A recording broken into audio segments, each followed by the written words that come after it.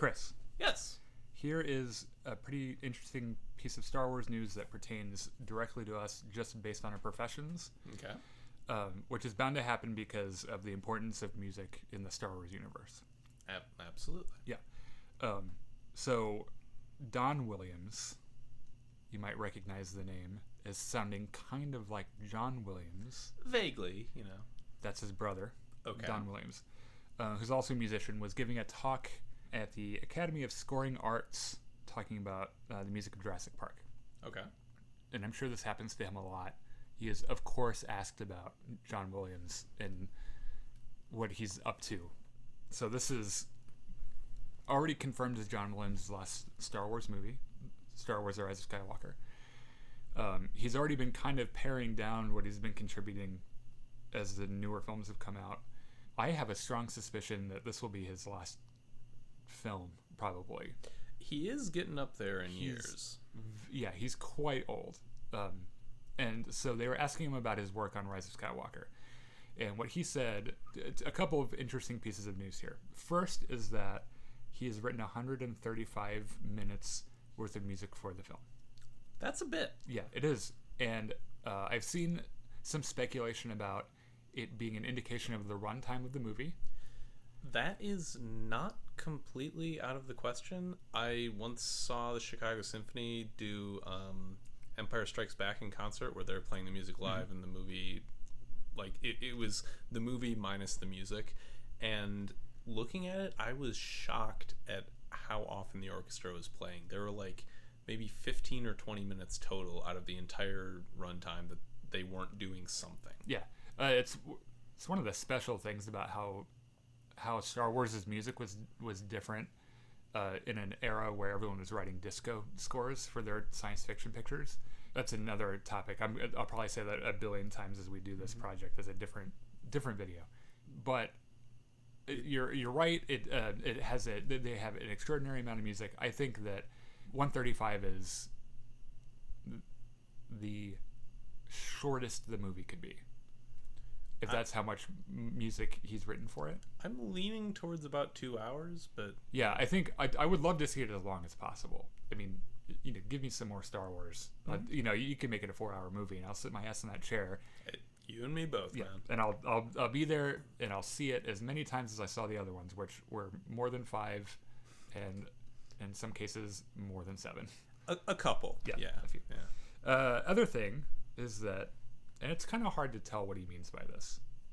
He said that every theme that you know from the franchise will be used in some way during the film. I'm willing to bet that's a bit of an exaggeration. I was thinking so too. Because like there's some stuff like it's Revenge of the Sith, I think, where when Palpatine is talking to Anakin at the opera or whatever, and there's this real ominous low theme happening. I don't see that coming back because it's explicitly a Sith theme, and the Sith are kind of dead, except Palpatine's ghost is still running around. So maybe not. I think you've conceded your whole point. Yeah, that's special. That's okay though. I think I'm on board with you. I think it's probably a little bit of hyperbole. Either that or maybe he doesn't understand what every theme actually means. A couple of examples. Jedi Rocks. Which one is that? That's from Return of the Jedi.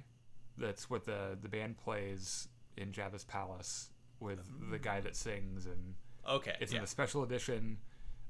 Universally hated. Even though I think it's a good tune. I kind of like it. It's got the part where the guy opens his mouth and you can see his like swinging uvular and saliva and everything. I can't see that showing up in the film. Probably not. Another thing I can't see showing up in the film, the Cantina theme. Yeah, I don't see that showing up. And there are a couple of other things, and this is of course beating the dead horse a little bit. I don't think he meant every single theme. However, I think that there will be some themes that we know that we've never heard in the sequel trilogy that will make us very excited. One of them, I think, will be like Across the Stars. And by the way, this could he could mean just a fleeting reference. I mean, there's a part in The Force Awakens where Kylo's talking to Vader's fucked up helmet, and it's only just a short part of Vader's theme, and it's like that to me would count as a reference to the theme. Another thing that would count to me, by the way, as a callback is if you remember right after the main title, and you have the scrolly text. Mm-hmm. He writes a little different piece of transition music to go into the action. And in The Last Jedi, he used the same transition music from A New Hope, which he's never used. He's never reused transition music in any of the movies, but it's just like a little piccolo solo. It's really cool. But it was like, I remember seeing it and being like, because I've conducted that piece before. Yeah. Like it's a huge, I could whistle it. Everyone I know whistles it. But it was an immediate callback to A New Hope. And it kind of mirrored a little bit what was happening. In the beginning of A New Hope, Princess Leia is on her broke-ass starship running from the bad guy. Mm-hmm. In the beginning of The Last Jedi, she's in what is going to be her broke-ass starship running away from a bad guy. Yeah. It's like, there are parallels.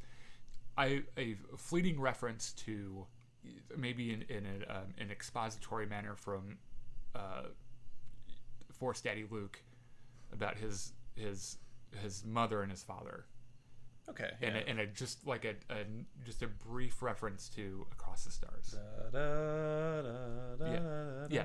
And that's it. Yeah. And that's all there has to be. One thing I think is going to show up, actually, not to openly contradict you, but the theme that you're talking about, which is a theme that first shows up in Return of the Jedi, but reprises in Revenge of the Sith, which is generally accepted as Emperor Palpatine's theme, will almost certainly be in the movie.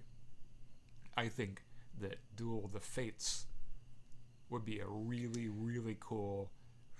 And I know what you're thinking about this because I know you so well, because that's kind of Darth Maul's theme in Phantom Menace, other than the weird creepy whispers, right?